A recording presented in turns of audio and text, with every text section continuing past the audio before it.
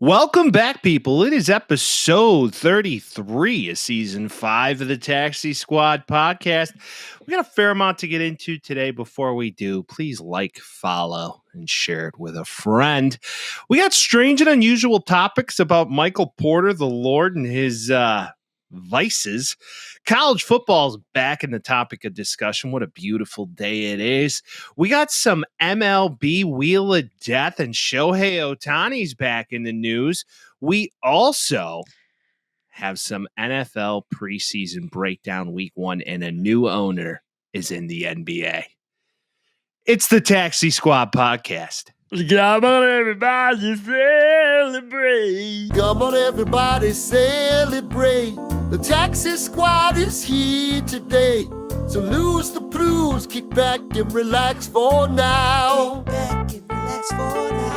They talk about sports and stupid stuff. They're probably wrong and it might get rough. So welcome back, it's the Taxi Squad, yeah.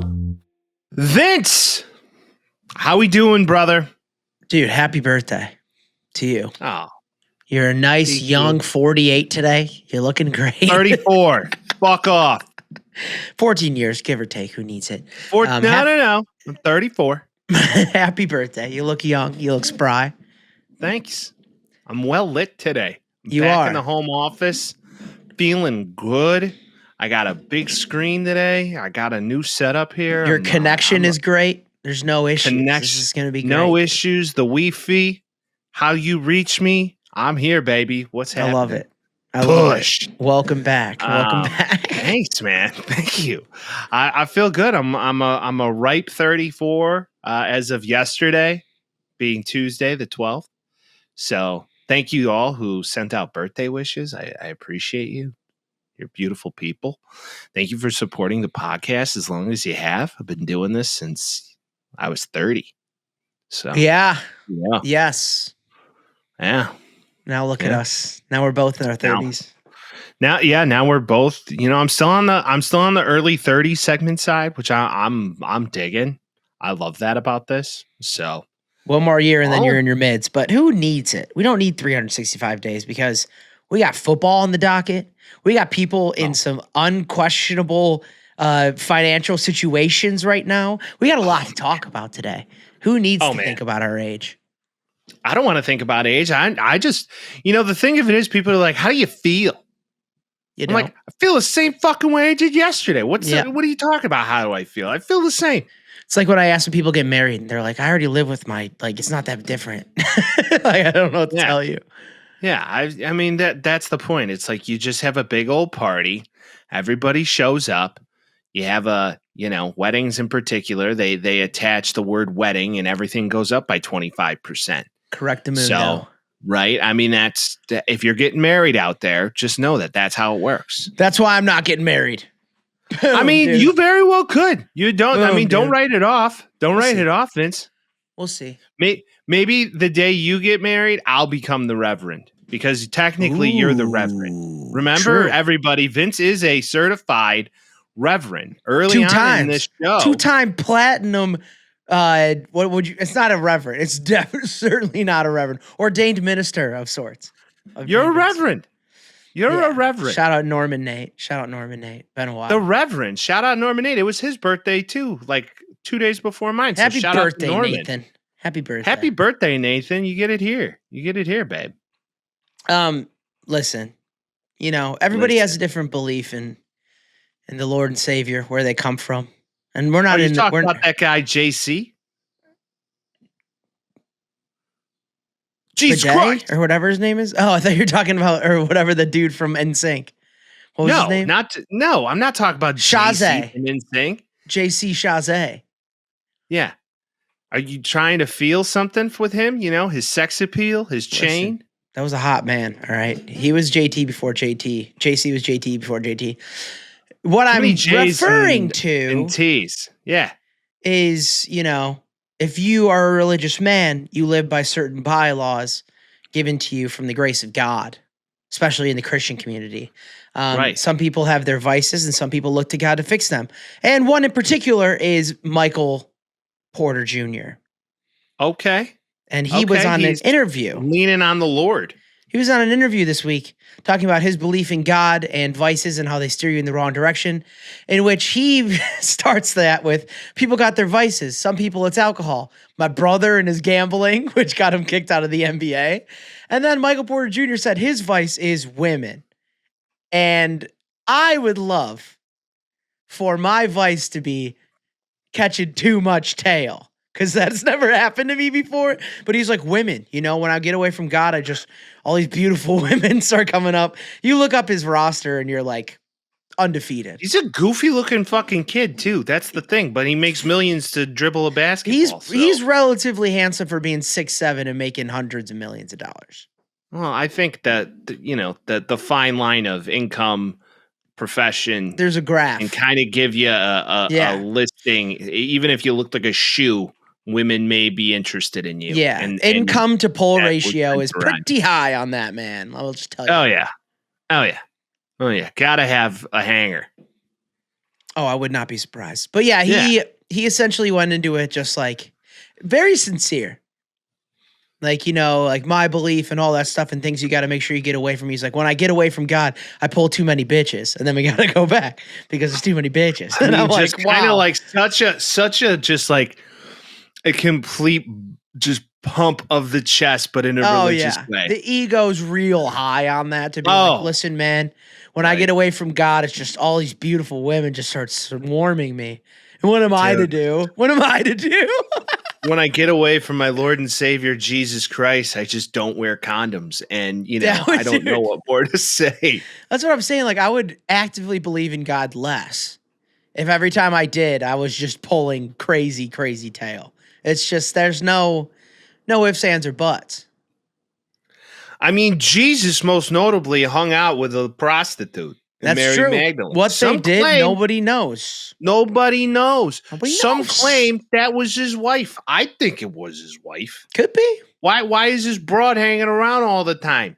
You think she ever got like he was Jesus? Her. I want wine. Her. Jesus. She's an Italian housewife. I would love some wine right now, Jesus. Jesus is Carmela Soprano. Jesus. I need a new Mercedes wagon. A Mercedes horse and carriage. No shot. Yeah, Mercedes horse and carriage. Jesus is out there. Jesus fucking Christ. That's so unfair to Jesus compare him to Tony Soprano. He's not an anti-hero. He's not an anti-hero. No, he's Jesus. It might be a total sacrilege in saying this. Our Catholic roots are preceding us. But it is what it is. I burn in a church anyway. But yeah, Michael Porter Jr., I'm so sorry. From the bottom, my heavy-hearted bad for you, Michael Porter. You're having a hard time because women love you too much. He then plugs, so he goes on to talk about his problems when he steps away from the Lord. The devil's on his shoulder. Yeah. Bringing him all these bitches.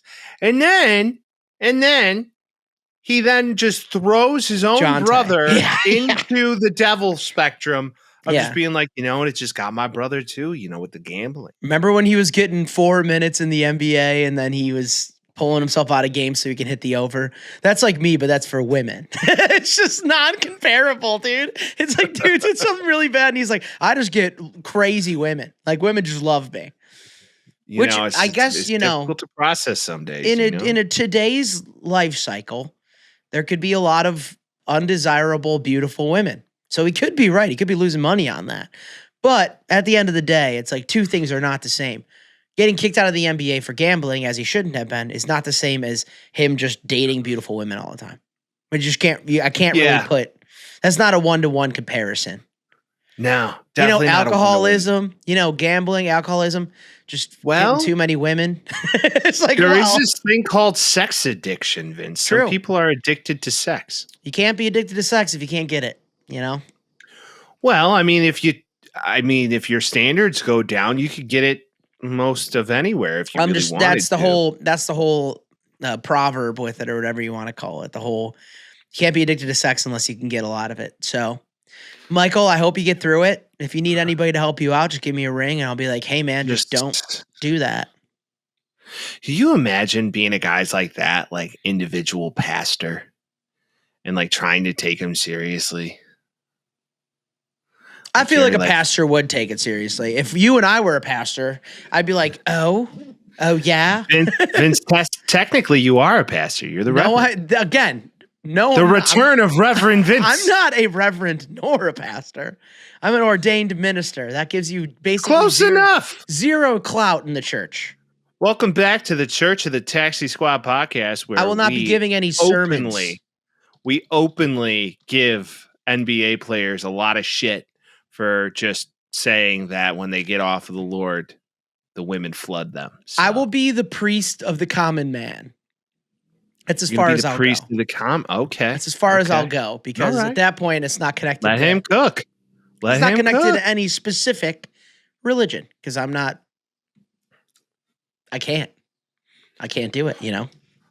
Yeah, Vince, I'm with you. Right, I feel like you please Jesus, bring them on up now. Your word of the Lord, women, too many. Your word women, of the Lord, too much gambling, too much alcohol in your own system. You need to be delivered. That's what I'm saying. Speaking of being delivered, you know who has a career in preaching when they're done with the NFL? Who that be? Jameis Winston, your favorite. Yes, for sure. Or he was recently at like a local church of his in New York, and he like got up on stage with his kid in arms and was just like, "Give me that mic." Good, he should, dude. I would listen to him talk for hours. He needs to do a podcast. You know, come in on our turf and eat it alive, because Jameis Winston would have an all-time podcast. Oh, what a great guest! What a great guest that would be. Factual. Jameis, if you're hearing this, come on, let's go. Hey, just call in and air it out. You know, 312-725-2107. We do. Well, Vince. Sorry, I was gonna say we do have one. We try to throw that in right now. Are you ready to go? Yeah, let's throw it in. This is not a first-time caller. This is a man you guys probably have gotten used to now. I have not listened to this yet. We'll see what happens, but it's probably got something to do with hanging dong. Here we go. Hello, fellas. You know who it is. Ready for another round of Air It Out with the boys. First of all, before I hop into Air It Out, I just want to take a moment to wish a happy birthday, a very, very happy birthday to an absolute legend.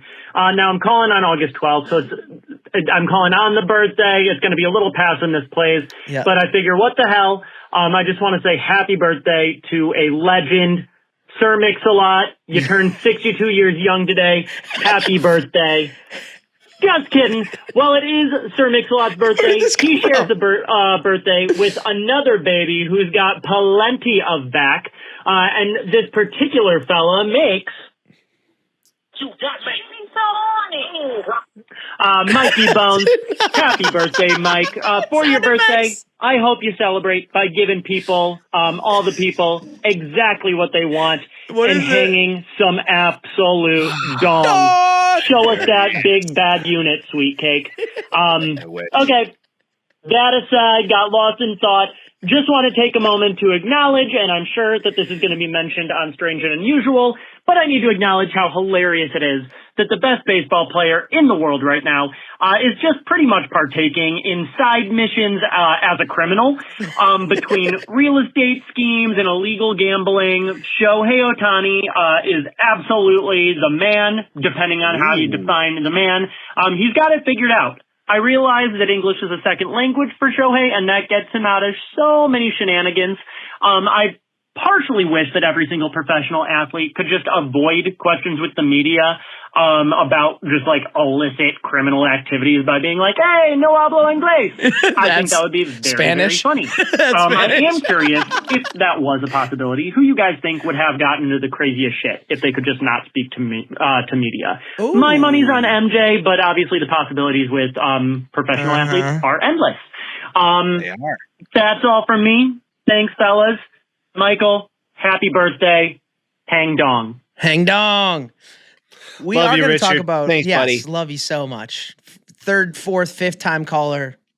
Every time listener, my dog. Keeps Air It Out afloat. Dude, that's a good question. We're going to talk about Ohtani a little bit, but, you know, Michael Porter Jr. had us on Strange and Unusual this week. That's a good question, though. Who's Yeah, the it is a good one. athlete that if they had to speak through an interpreter, they would get into more shit than they did? Ooh, that's a 'Cause list. Okay. I have Tiger Woods real high on my list right now of doing even more Well, maniacal shit because he already was. Tiger, talk about hanging dong. Tiger was a big fan. He was of, up to something. you know, oh yeah, he was always up to something. I would say OJ. I mean, you got it. OJ Yeah. immediate. Yeah, MJ. To Richard's point, MJ, and then you also got to think about like Dennis Rodman. Oh yeah, he was getting into crazy shit even not having one. So if he could have gotten Right? into more, dude, yeah. Dennis Rodman's a definite call out there. Ron Karl Artest. Malone. Karl Malone. He did have a kid with a 13-year-old, so anything's possible. Yeah, with Karl everybody Malone. forgets about that, by the way. Ron Artest is a good one. Ron Artest is a real one. Pete Rose. P. Rose. Barry Bonds. I just feel like Barry Bonds was always within the confines of doing wild shit, but not like outside of baseball. I'm trying to think of some. John Rocker for sure. John Rocker already up to. Did he ever fight? He was supposed to fight Pat Mahomes' dad or some shit. Yeah, and then that all went away because Pat Mahomes probably stepped in and said, "Dad, what the fuck are you doing? Don't fight John Rocker. Why are you doing that to me?" Yeah, dude. I think number one on my list would be Tiger Woods because I feel like he was even up to more other shit that no one knew about. So if they couldn't even speak to the press, then all day would have been up to everything. Yeah. Or maybe Tom Brady. Deflategate. That Deflategate. Cheating. Bro. They won that game. I know that Tom 10. Brady has this entire piece in your mouth at all times. I know. But he was up to some shenanigans. He ain't cheating, he ain't trying. I will not take any Tom Brady slander on this podcast. I will not. Yeah, you got 12 inches of Tom in you. So there's a difference. No, it's the TB12 method, to be fair. And with that, Tom Brady having a lower PSI football is not the difference of fucking 3 touchdowns in one football game. Okay. It's not. Okay. It was found, and then the next game went away, and they went on that season to win the Super Bowl. I'm not saying they weren't bad. I'm not just, okay. I agree. How are you going to argue this? He's innocent. He's innocent. You're right.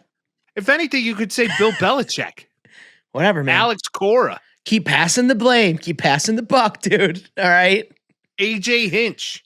Tom is innocent. He's just a good man. Yeah, no, I'm with you in the same way, but I feel like Tom could have been up to some shenanigans. Who knows? Who knows? Well, you see Tom's recent run, Sofia Vergara. Yeah, come on. Sweeney. Oh, my God. Yeah, Sophia way above the board there. That's a Michael Porter dream, if you call it that, How you doing? Yeah, so I guess final answer, Tiger Woods. Who do you got as your number one? OJ Simpson. If you also would like to air it out, 312-725-2107. We'll play it. We'll talk about it. Oh, yeah. Thank you, Richard. Oh, yeah. Happy birthday, Thank Mike. you, Richard. Thanks, boys. All right. Well, talking about strange and unusual topics with the Lord and then gambling, Michael Porter Jr.'s Jonte, his brother, got into this gambling issues. Yeah. Well, the gambling issues are not just running rampant in the NBA. We've seen in the them MLB. all over. Or just or like Shohei, in the MLB. or in all that. Right. They're going all across all sports. Now we're getting into the college football world. Bum, bum, bum. John Mateer. Oh, you? One of the highest ranked recruit coming into the season in the transfer portal, transferred most notably to OU, putting them 18th in the AP polls to start the season, by the way. Last year, they weren't even ranked starting the season. So it goes to show you what this transfer portal saga can do. And we always know that's 100% right. Oh, yeah, never right. But with these new allegations, John Mateer had his Venmo account screenshotted and released to the X/Twitter world. And it was noted that he made a $500 transfer the evening of the November 20, 2022 USC-UCLA game at UCLA with the title to a friend saying sports gambling. He Venmoed him $500, and he put it all on UCLA, which is so dumb in itself. You don't bet against Caleb in that game. You just don't. Who knows? It's so obviously he's getting scrutinized for this. He could face a suspension for this. Okay. First off, if you have Venmo, go to Venmo and hit private. So people can't just go on your Venmo and see what you're paying people if you're in a situation like this. Now, the argument that John Mateer has made is that we were just kidding. Because I don't know about you, but if I'm on Venmo paying somebody for something, I'm not going to put what I'm actually paying for him. Like, I'll always put something funny. But this isn't funny. He has 2 of them that say sports, or 3. November 20th, the first one, sports gambling. November 20th, the second one, sports gambling, UCLA versus USC. November 23rd, ultra sports gambling, the FIFA World Cup. That's what he put, 3 in order. As in, like, hey, funny joke. I'm going to put sports gambling here. It's not funny. That's just dumb, dude. It's not like, oh, like for your sock or some shit, like something dumb. He literally just put sports gambling. Like, what are we doing, John? This is almost a cut and dry. Even if he's kidding, like, how are you going to get away from that? The NCAA doesn't have a joke for that? Come on. The quote is even better from him. Okay. The allegations that I once participated in sports gambling are false, Mateer said in a statement. My previous Venmo descriptions did not accurately portray the transactions in question, but were instead inside jokes between me and my friends. I have never bet on sports. I understand the seriousness of the matter, but recognize that taken out of context, those Venmo descriptions suggest otherwise. I can assure my teammates, coaches, and officials at the NCAA that I have not engaged in any sports gambling. You want to know what I think John, it is? What week is it, Vince? No, I think it's, hey, $500. You take USC, I take UCLA. I think it's just 2 guys just, swapping over $500 over and over again. I don't think it's like as illegal as it is going to a sports book, putting money in, doing all that stuff. But regardless, what do you do? Dude, it's just I didn't kill him. And there's a picture of you with like next to the dead body and 2 guns. And you're like, didn't kill him. Can't prove that. You're like, pretty sure. It's going to be interesting to see what the NCAA chooses to do with this situation, because if they go into an investigation of who he sent the money to. Richard Roten. Okay, well, Richard, shout out to Richard. If they do some homework into his gambling accounts, maybe he's on FanDuel, maybe he's on DraftKings. Could be. This is going to be some problems. The NCAA could potentially suspend him. I mean, this could potentially be. I mean, this is bad. Do you know what's been happening now is that people are just going Super Saiyan on everybody's Venmo, even when they were in high school and stuff. And a lot of it's just like for being like a bunch of dumb shit that people are trying to cancel people on now for being idiot high schoolers and being like, oh, you're gay or like all that stupid shit. So just do me a favor and go to the triple dots at the top of your Venmo and click private so random people can't see what you're Venmoing. Well, and this was posted by a burner account on Twitter. Yeah. That's what's more interesting. Always. They don't want anything to do with like their name being connected to it. They just go in there and find it, post it, boom, you're getting a shit ton. So like you and I could go on Venmo and just research this? He probably put it as private now. Well, but like if I go to your Venmo and it'll say like pizza or like whatever you're sending people money for, fantasy football, whatever. Like all of that's visible until you go private. The same idea as if you go on, my Twitter, you can just go through my Twitter without following me. It's not a private account. Same concept. Interesting. See, this is why I don't choose the Venmo. I choose to Zelle. Because the Zelle is far more private. So, well, it doesn't Venmo's plenty private if you just go on private. It's the same idea as making a Instagram that you only want your friends to see. You just make it a private account and you accept who could follow you because that's what normal people do. Chances are this is going to get swept over the I'm sure. Like, that's the thing. If they can't find any actual evidence besides him saying that, like. I mean, I just love how they describe Oklahoma reportedly looked into the screenshots after they went viral, but did not find sufficient evidence to open any kind of investigation. Well, like, what are you going to say? They're pictures. And if it's like, hey, I'll send you $500 if USC wins. Okay, cool, done. That's not what paper trail are you going to find on that besides 2 Venmos where he's like, I was kidding. Like, there's not really much of a case, but also just don't be an idiot. He is going to be the lifeblood of this program this season. I mean, he last year for Washington lit it up. Mm-hmm. He's going to be the starting quarterback day one. There's no question about it. He's going to be far better than Jackson Arnold ever was. They had a transfer class that was epic. Jordan Ott from Cal is coming in, and they just landed the top linebacker recruit in the entire country. SEC, though. You never know. I understand it's SEC, but no, he did recruit. He had his choice between Texas or Ole Miss or OU and chose OU. Boom. No, I know. I'm saying, but, it's got to play out. Plays out on the field. You never know what's going to happen. I think OU is going to be a lot better this year, though. I'll give you that. If John Mateer's playing, which it seems like he will be. Well, he's the highest ranked QB recruit coming into the season. Maybe in the SEC alone, but he is looking to be next to the Manning boy as Archibald Manning. I like Arch. I think he's got to have a prove it year this year, and I could see Arch play in the entire eligibility period. Yeah, they said he might play for 2 years. Why would you leave? You're a Manning. There's no rush. I'm with it. If he's making that money, then why not? But he doesn't even need the money. Yeah, but if he can. He's trying to get his individual bag, dude. Why not? We'll see what happens. But if he doesn't want to go to the Saints, then he's like, all right, fuck it, we'll do another year. I think that's exactly what they're going to do. Either that or try and pull an Eli situation, which the Saints will be the worst team in the league this year. That's for sure. I don't know, man. That quarterback looked halfway decent in preseason. You can't see my reaction, but no, the Saints are not going to be good this year. They will not. I'm not saying they're going to be good. They're going to be the worst team in the league. Who's going to be worse than them? Who's worse than them? Jets? I don't know. Think Justin Fields is the answer? I'm just saying they got more talent on the Jets team than they do on the Saints.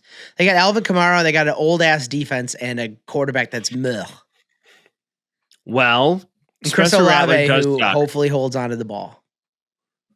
I like Chris Olave. I like this new quarterback from Louisville. Everybody's sleeping on him. Slog or whatever. I don't know. I never don't slow, however you say his name. Slaw. He looks good. Yeah, but what, 3rd rounder, 2nd rounder? I don't know. We'll see. Second round pick threw an absolute bomb in preseason. Granted, it's preseason. You can only get so excited.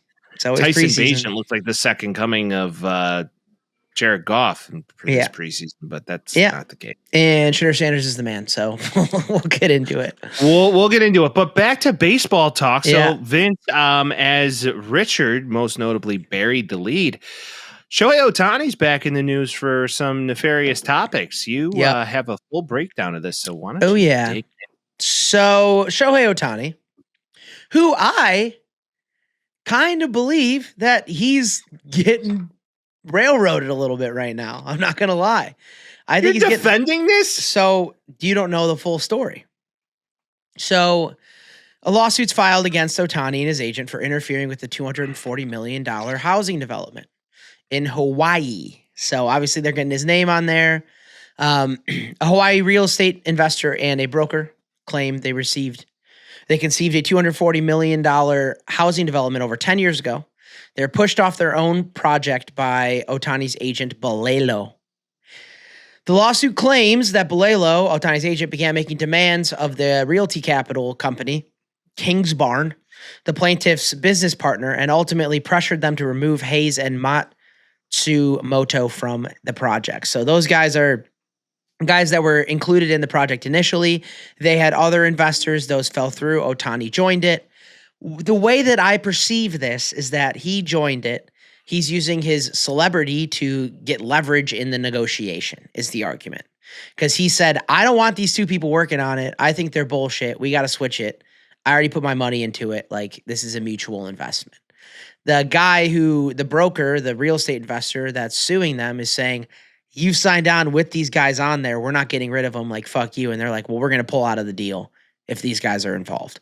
So I'm pretty sure there's some bad blood between Ohtani's camp and some of the guys that are included. The investor said, fuck you, we're going to keep him in here. And then they said, we're going to pull out. And he's like, fuck you, I'm going to sue you then. That's where it's at. Well, what I keep hating to read in this saga of the investigation, so Major League Baseball is investigating potential violations of the gambling rules. Okay, there's something. But why would that be on this, though? This is real estate. Yeah, this has nothing to do with that, even though he could be hiding different things from the IRS in real estate, because that's how you hide money. Just going to throw that out there. Now, I keep hating this word that Ohtani. How many times is this guy a victim? After how many questionable business decisions is this man still a victim? Well, that's what I don't even know if this is a questionable business. It seems like a bunch of rich dudes arguing over bullshit is what I'm gathering. No, it's not bullshit. It's funding. It basically which I get, but he's like, I don't want to be. They already lost investors initially. There might be something to it. That's my argument. Because a lot of people are looking at this, you're like, well, he's already been in one thing. He must be the fucking bad guy in this one, too. I'm like, I don't know if he is. I think this guy's just butthurt. Sure, Vince? Because if it walks like a duck and it talks like a duck. Yeah, but these are two different things. How many allegations is this guy just fucking What is he allegedly doing in this one? He wants to pull funding because he doesn't like the two people that are doing it. The other guy's like, you already signed, so fuck you. That's what I'm getting from. What happened. That's what a contract states. Which so I he agree. Signed a development contract on this island, which he clearly did for 10 now years. He's trying to back out of it, right? But what if he's backing out of it for a reasonable like? That's the thing. That's when the law has to go through and do it. Because if he's backing out of it for a reasonable thing, it's just like if these guys are doing egregious shit that he doesn't believe in, like that's the thing. And it's all going through his agent, so like all of this is getting reported, but it doesn't necessarily make him sound like he's the worst part of this deal. Again, I don't know like the full law behind it, and maybe it's bad that he's pulling out or whatever, but it more so feels like they made an ultimatum because it's fucked up. And they're like, we're done with this fucked up project. It's not going to work the way that we want it to. And this other guy's just getting fucking butthurt about it. That's the way I perceive it. Which, yeah, you agreed on doing it, but that's just, I mean, if it's bad business, then he doesn't want to do bad business. Okay. The lawsuit states defendants use threats and baseless legal claims to force a business partner to betray its contractual obligations, right, and strip plaintiffs of their very project they conceived and built. They're mad because he's using his celebrity and saying, we're going to pull out and then no one's going to do it because I'm connected to it. And they're like, you can't do that. It makes us look bad. Well, he's right. He's famous as shit. They signed with him because he's famous. They already knew, like, Ohtani, this is going to give us a bump. And he's like, well, I don't like the way this is going, and I'm going to give you a bump, so now I'm not. It's like, well, no, you're going to make us look bad. That's what they're saying. It's like, you're threatening us. He's like, no, he's just going to pull out and be like, you're not going to get Ohtani behind it anymore. You don't have your marketing employee. The suit claims the developer spent 11 years working on the deal, and as a part of a bold marketing strategy, signed an endorsement deal in 2023 with Ohtani, one of the most high-profile endorsements imaginable. This partnership with Ohtani will elevate the demand and create buzz within the Japanese luxury vacation home market, for sure, which is a primary target audience for the project, the investment brochure said. We see Shohei Ohtani's home ownership as having a significant impact of the global exposure of the project and expect that to accelerate it. So one of two things happen, just coming from the construction world. To your point, certain things were being done. Shohei didn't like it. He didn't want to keep his money in this. Likelihood of that is high. Okay, that's fair. Then again, he signed the fucking paperwork. Right.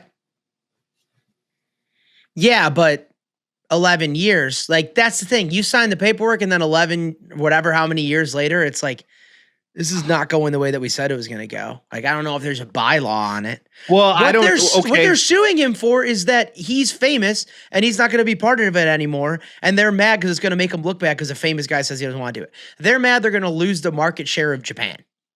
And they're like, well, you can't get out of it. But either way, this is bad press for them. Because even so, it's going to be like, it finished, and now Ohtani didn't even want to be part of it. So we're not going to go do that. Fuck that. That's stupid. You're just mad that they're losing a bunch of people on it. That's now, all that's happening.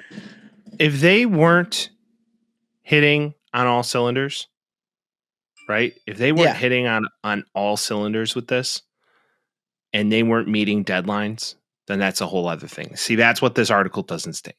Well, that's what I think the argument's going to be on the other side. That's the whole thing, because it's like he's part of a lawsuit, so now Ohtani's bad again. And I'm like, what if this guy's a dickhead? And now he's just mad because they're pulling out, and he's like, well, all I can do is sue him. That's what it kind of feels like.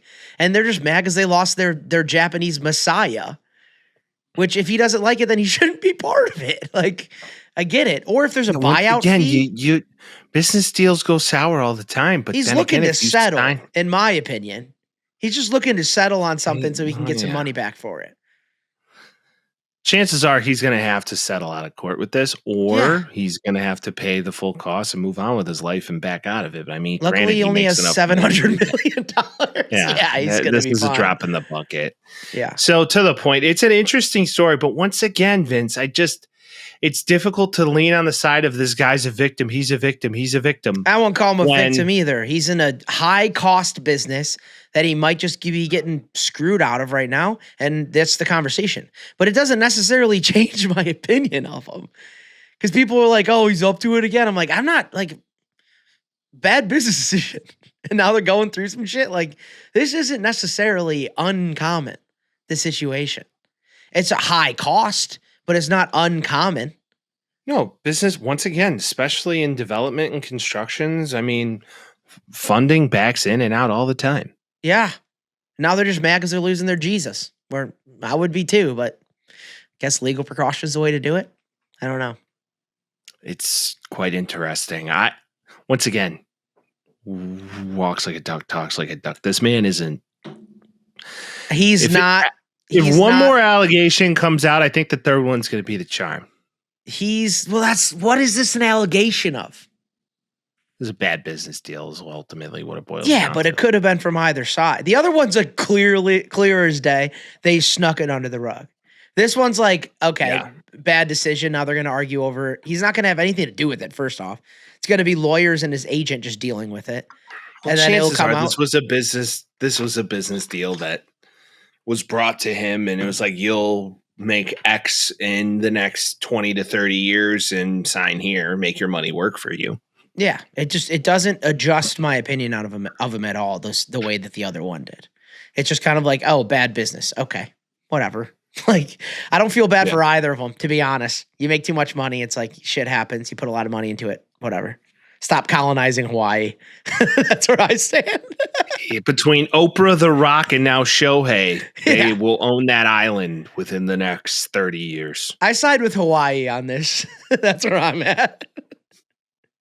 Now, if you really want to do some homework, start looking into weather-based weapons that the government is using to create weather-based weapons. Weather-based weapons that the government is using to create natural disasters. Dude. Oh, I know about that. Yeah. Yeah. Conspiracy Google pod. that. Not today. We got too much to go. Tinfoil hats. Put them on. Let's rock. Now, in other news and more exciting news, the first female umpire called the first MLB game. History. Ever. History, Mike. Mike. History. They gave her the ball and everything. Now, I mean, as they should, it's a league of their own type shit. Contrary to popular belief, you wouldn't necessarily mistake her for a woman, but she's a woman. Behind the mask, who knows? The big thing going on online, is the first pitch, which I know for a fact she was hoping it was a strike. Because she was strike before it started. And clearly it wasn't a strike. It was a ball. Total ball. And she called a strike, and the internet went crazy. Crazy. It did. The internet's like, all right, see, she sucks. First, and I was laughing because it was funny. And it was like, oh, and then obviously everybody's like, women shouldn't be umpires, blah, blah, blah. I definitely don't stand on that. If you're accurate, you're good. So my biggest thing after that was, let's look at the report. She was just below expected accuracy on your first game. I get that. 93% consistency, 93% total accuracy. She only missed 5 balls. Okay. 5 balls, 5 out of 104 called balls that were strikes. 6 out of 47 called strikes that were balls. I will take that all day on Sunday. Like, if people are comparing to Angel Hernandez, look at a couple of his ump grades after that, and you'll see that this is much better than that shit. It was her first game. You know, if she's bad, like 12 games in, she still sucks. Like, okay, yeah, she's a bad umpire. But I'm not really big on this whole, like, women can't be, why not? You got a couple Nancy umpires running around as it is. Like, why not, dude? For example, Caitlin at Traject. Yeah. Or Caitlin, who is at Driveline Baseball. I mean, there's a wonderful woman in baseball who knows more about the game than most of anybody I've ever met. Us two put together, for sure. Woman is truly fascinating. Shout out to Caitlin at Driveline Baseball and Traject Technology. Yeah, women belong in this sport. There's no doubt about it. Now, I don't. The further conversation comes into broadcasting, and I have a bit of a different opinion on that. Unfortunately, I want it to work. Yeah, I want it to work, and the A's have a consistent lady on their broadcast. She's cringy as fuck. She's so bad. I just can't do it, dude. It's not. It's a lot of like. Not everybody's Doris Burke, you know. I love Doris Burke. And that's the thing too. Doris Burke shows are pissing me off after a while. I don't want to say it's the lady thing. I think it was the wrong lady for the job. That's where I want to put it on. I think maybe you could find someone that would be a little bit better than that one, but that's, you know, Apple TV did it last year. That wasn't very good. Like, maybe it's the low drum of a man's voice when they're like, it's a 2-0 count and the song, blah, blah, blah. Maybe it's more so. It's more so this voice. It's more dude. So. All right, today. When people ham that shit up too, I hate it. Today we're out here 2-3 pitch now and San beautiful Francisco, day. Where we have right over McCully Code home run. Run around those bases, Barry. That shit pissed me off too. Stepping to the plate is Hiroti Misasaka. He most recently came from the Japanese Baseball League. His favorite food is sushi. No way. All right, back to you. You know, why do they all kind of talk like that? I know. Not everybody was Hawk Harrelson. You know, Hawk Harrelson. Harry Carey. Harry Carey was drunk half the time. Who's Dodgers guy? What's his name? He's the most notorious. Or not even notorious, just most well-known. Vince Scully. Vince Scully, and then Joe Buckstad. I forget Joe Buckstad's name. Something Buck. No kidding. Jack Buck, I think. I think you're right. Might be. I think you're right. But Vince Scully was a great storyteller. Wonderful storyteller. I agree. And I think, like, you know, there is a woman out there for the job, but so far it hasn't gone well. What I will say, too, is I learned this the other day. So the White Sox are doing a Bill Veeck thing, celebrating Bill Veeck, most notorious. Not notorious. I keep using that word. Bad. He brought a lot of joy to the baseball. He brought fun. He brought the disco demolition. He brought the home runs or fireworks after home runs, the exploding scoreboard, all that stuff. I learned that he told Harry Carey to sing the 7th inning stretch. Well, Harry Carey was originally an announcer for the Chicago White Sox. He was. And then became the announcer most notably for the Cubs. But Bill Veeck was like, hey, sing the 7th inning stretch. And now we know what that became. So. And now everybody, who are those women at Barstool who sang it and ruined it? Oh, no, she wasn't on it anymore. It was the Caller Daddy. And it was bad. It was bad. Horrible. And I loved that everybody was booing it because I'm like, we can't accept this. This is not allowed. You can't be drunk, hammered, not singing on pitch or on time. You just can't do that. You got to have respect. Yeah, and the tradition, what I love about the Sox is they do it over in Oregon. And I think that's what's really neat. They bring out Nancy, and Nancy does her thing. They play it over in Oregon. To me, that's baseball. Cubs tradition, okay. I They think have it's a fun. guest of honor. Yeah. I went to the San Francisco Giants game. They had this local rapper that they were promoting, and they were like, and now the 7th inning stretch. And it was just like this mumbling garbage of this Take me rapper. under the ball game. Take me I under was the like, ground. Bobby P does a crack eject. Hey. Like Yeah, it was the so. ball I was game. like, I was sitting there like, ew, Yeah. this is horrible. Yeah. You get Bill Murray up there, you get a former player, stuff like that. Eventually it gets to the Bob level of Odenkirk? podcasters. Yeah, all that Bob stuff's great. Odenkirk was most. Don't know what recent, Alex right? Cooper has to do with the city of Chicago at all. Didn't really work No. out. And to the fans' credit, they were like, fuck you, this is bad. And we need Absolutely, as they that. should. If it's bad, don't accept mediocrity, my friends. If it's bad, it's bad. If it's bad, it is in fact bad, Vince. I agree with It's that. true. I agree with that statement. But Bill Veeck was a true originator. 100%. Used to own the White Sox. Sold it to Yeah. our evil I dominion. love it.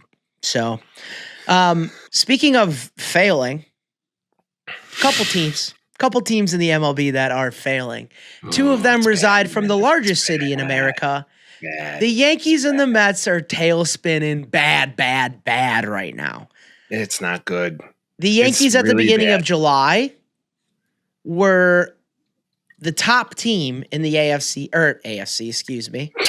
AL East. I got football in the brain. And now they're the third behind the Blue Jays and the resurgent Boston Red Sox. No end in sight. 4-6 in the last 10. 64-56 on the season. Hoping to get a wild card spot from the point where the Yankees were in the World Series last year. And on the other end, the National League, Mets and Phillies battle. 2-8 in their last 10. Can't seem to get it going anymore. Mets now 64-55 and losing a hold on the wild card.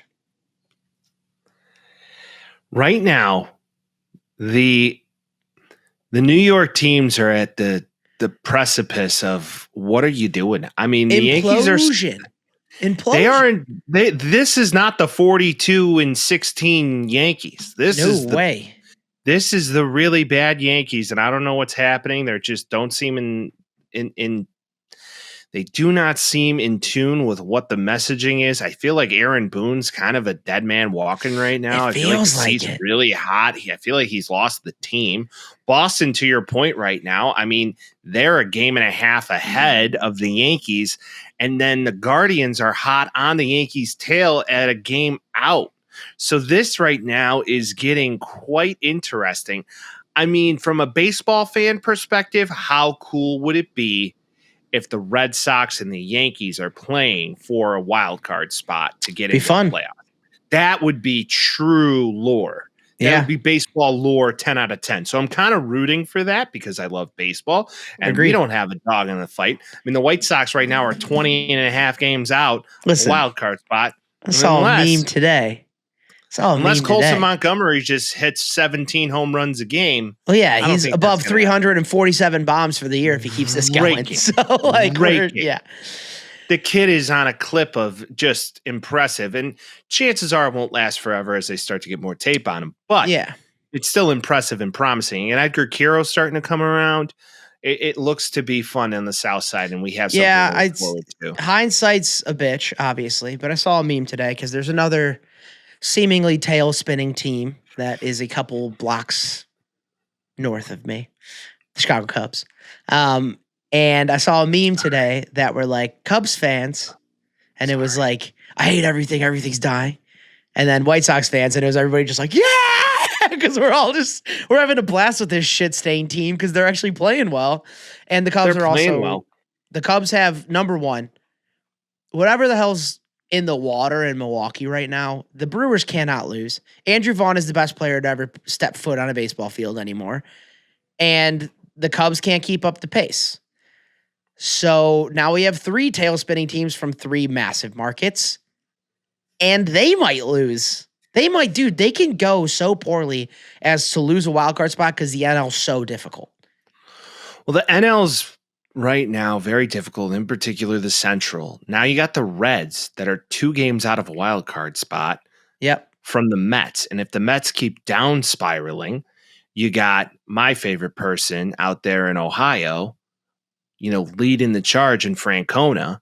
Francona, I mean, this is something that I wasn't expecting, but they're 2 games out of a wild card spot right now. It's not out of bounds if they keep going. They're 500 in their last 10. All right. And then you got the Cubs and the Dodgers that are starting to flail out too, that are both 4 and 6 in their last 10. And you got the Mets that are 2 of 8 of their last 10. So it is looking pretty dire in the Central overall, because the Brewers, on the other hand, are 20.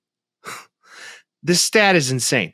They are 24-4 in their last 28 games. They haven't lost in like 2 weeks. Yeah. It's over 14 days. They're 10-0 in the last 10. Over 14 days without losing a game. They're on an absolute heater right now. 76 wins already. Probably going to go over 100 by the end of the year. Are they getting hot too soon? Possible, Maybe they're not as hot. They're getting hot at the perfect time. Andrew Vaughn now? Jet fuel right now and jet fuel at the end of next month is 2 different things. Vince, it's very plausible that they continue this right now into the end of September. They're 8 games ahead of the Cubs right now in the Central. Yeah, no, I mean they're gonna win the Central. It's almost for certain now. My whole thing was like, you've seen a lot of teams win a division and then they just ran out of fuel at the end of the year. That's the only thing I feel like this team, their bullpen's insane. They're gonna get that Mazeroski back before you know it. Monster. So you're gonna get a jump there, and they want him ready for the playoffs. So he's gonna come in. That's gonna be an injection right there. It's very interesting to see this play out. And then you got Andrew Vaughn, might as well be the second half MVP. That's what he's out here raking. And clearly he just needed to change his scenery. I'm happy for him. Bless him. Me too. We knew this was going to happen. He was good in college. He should have been good on the Sox, and the Sox ruined him like everybody. I don't blame anybody leaving the Sox and playing really well, because the Sox are the reason that they were bad. Well, it's seemingly right now that the White Sox are kind of developing talent. Because of their manager, because clearly I think he knows what he's doing. I'm not going to give Chris Getz any credit. I'm not going to give Reinsdorf any credit, but I think Venables is doing all right. I like Venables a lot. I feel like he's a leader of men. I feel like similar to how I feel about Ben Johnson, half chub. I am excited about the future on the South side. Oh yeah, I saw Ben Johnson up close last week. We'll talk about that in a little bit. But oh man, I'm so in person. But I would like to talk. Very interesting right now. I would like to talk about the second best team in the NL right now, and just so happened to land on our wheel. We got to spin the wheel, Vince. We don't know. I don't know what you're talking about. I don't know. Everybody knows we do. This is such bullshit. I don't know what he's talking about. We got to do it, and we're going to do it, and here we go. Spinny, spin, spin. Oh, I waited a while, huh? Here we go. Let's go here. Let's go here. There you go. Spin and spin. No way. San Diego Padres. Diego Padres. Cool. The whale's vagina. 69-52. 38-20 at home. 31-32 away. Losing record away. Killing it at home. 8-2 in their last 10. Number 1, half a game up on the Dodgers for the NL West right now. A lot of money on that team. A lot of money spent on the Padres. A lot of trades on the Padres. They've been going for it seemingly for the last 4 years against the big bad Dodgers. I just hope those guys don't come back during playoff season singing that awful song. I forgot about that. Pull those guys up really fast. Just for God, what's their name? Padres. Those dads singing? It's the Padres rap. Just pull it up. That's how you'll find it. 2 seconds. Padres rap. Padres playoff rap. Is it this one? Harper's going to lose. That's what's in. Yeah. Oh, there it is. There it is. Okay, welcome to the showroom patio floor here at KUSI. I am joined by 6-7 Padres. You guys now qualify as... All right. We're all... Oh, now, can I go... Skylo. Come on. Designer. San Diego. Let's do this. Come on. Philly going down to yellow and brown. That's what's in. Padres on the loose. Let's go, Goose. That's what's in. Bryce gonna lose and Manny's gonna cruise. That's what's in. Give Philly no slack and send them back. That's what's in. All right, I'm done. Is he holding a vape? He's totally holding a vape. Probably, yeah. It looks like he is actually. It's just old guy. That's what's in. Machado's gonna cruise. Yeah. It's so zesty in a way. It's Bad so very omen. zesty. Every fan base has like goofballs like this. This bad omen, as far as you trying to actively, do well. Bad omen. But they don't have that this year right now. And they're on a tear. They're playing really fucking well right now. Seems like Tatis is back on his grind. Machado's playing really well. Like Jake Cronenworth, Nick Pivetta with 3.8 ERA this year. Sandy. Yeah. They can make a push. They're clearly they're in the process of making a push, and now the Dodgers got so much noise that chances are they're going to be competing with the Cubs for a second or third wild card spot. I don't know. It's a half game either way. That team can get hot at whenever they want. It seems like the Dodgers, and that's their big bad wolf. That's who they've always been playing against. Because if you can get out of a wild card scenario, you are in a much better spot. Wild card in baseball is like the hardest wild card in any other league. Well, you're playing the best of the best usually, and you have less of a chance to win in round one. Mm-hmm. And then round and 2, you're playing really hot teams. You're playing super hot teams. Right. And we see a lot of wild card teams make it pretty, like the D-backs did it like 2 years ago. So like there's always a possibility, but if they could strap up and win this division, it's going to put them in a much better spot because they've kind of gotten screwed in the playoffs the last couple of years. Just their overall team salary alone, they should be competing to get to the next phase and trying to win this division. Still second in their division. That's the fucking shitty part. No, they're leading the division. They got they got them by a half game right now. Padres salary cap. Oh, which is insane. Or salary spent. Nobody's trumping the D-backs. The Dodgers. The D-backs are low. My bad. I'm sorry. The D-backs right now are just going full blown rebuild. Why not? And they're about 500. I mean, talk about a team. They're 7-3 in their last 10. They're doing well. Yeah. So it's that time of the year for young teams to start playing well and old teams to start breaking down a little bit. If you look at the rotation, though, I mean, Nick Pivetta, 2.94. Like I said, he had a 3.8 ERA. Dylan Cease isn't having a great year. But I'm surprised Dylan Cease didn't get moved. A lot of people were saying Dylan Cease was going to get moved back to the Cubs. But then again, Cease he's great or he's dog water. He's a Katy Perry song. He's kind of like a Katy Perry. Yeah, he is totally Katy Perry. Katy Perry. But even so, like, we know he has the power. If he just starts shoving, his strikeout per 9 is 11.8. It's pretty fucking hot. I'm pretty sure that's the highest in the league. So, like, if he can get going and he can keep making guys miss and give up less hits, like, you're in a good spot. Michael King's their 5th starter, 2.81. Like, these are small, minimal changes that need to happen, and they could be in a great spot. I believe at this stage of the game that the Padres have a clear path to win the division. If they can stay on this track, the pitching continues, hitting is consistent. Defensively, they have some of the best defensive players in all of baseball.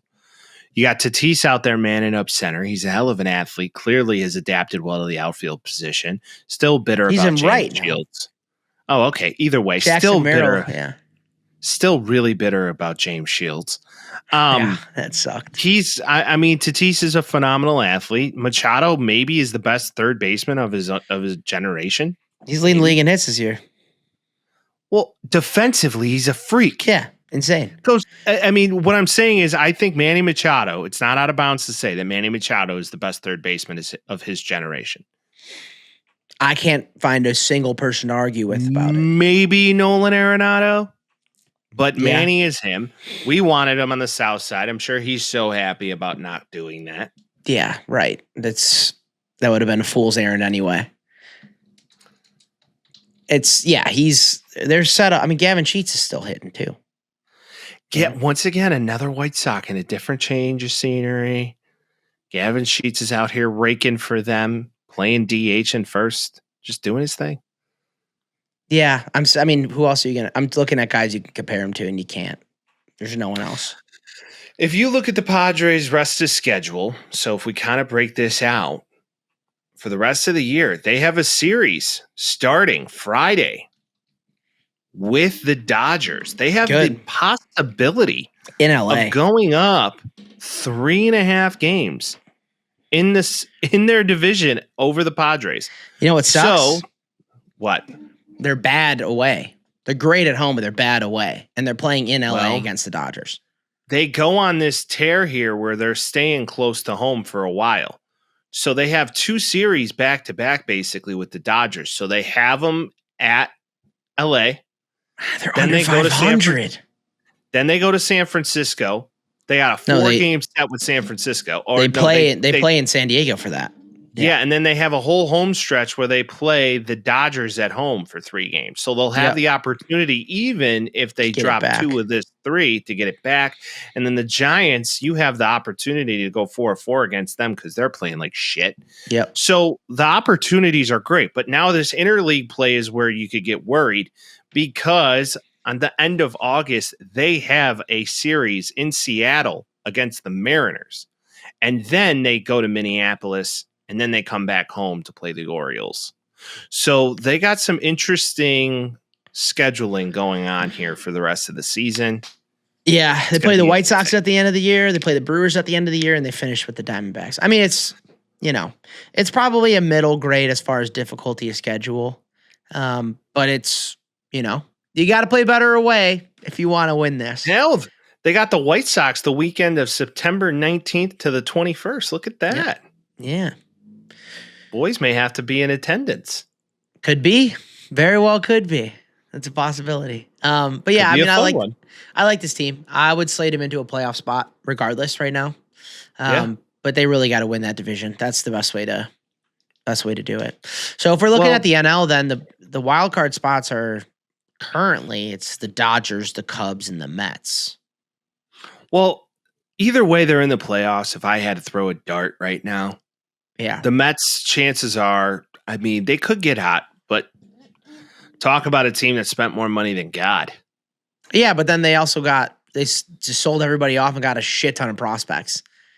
The way that they rebuilt was probably smart. They just bought a bunch of guys, kept all the money on the payroll, and then just got all of the. I mean, what did they have? Verlander? They got rid of him, and they got a steal for it. And Verlander's horrible now. So yeah, and they got Scherzer out of there as well. Yep. Yes, sir. So, this is going to be a fun end of season. I know football's starting and it's difficult to take your eye off the baseball, in fact, prize, which is the baseball playoffs, but it is exciting to pay attention this time of year and seeing what's happening. Cubs are on an epic downfall. So are the Mets. This is looking Mets to and be Yankees are the worst downfall right now. It's going to be a fun run. I think the Phillies have the opportunity. I had in my mind the other day, I saw the sign? Like this was, like I was just random. Opened up my eyes, I saw the sign. I saw a Phillies Toronto World Series in my brain. I don't know why. I wanted to say his callback earlier. Do you remember our conversation about the Blue Jays at the beginning of the year this year? No. Vladimir Guerrero Jr. signed to a massive deal. And we were talking about the Blue Jays. We were like, does this move the needle? And it was like, are they going to be that good? Like, they've gotten rid of some of their guys. They've kept other guys. Can't see them being better than the Yankees. Shit, they might come in last in the division, honestly. Who knows?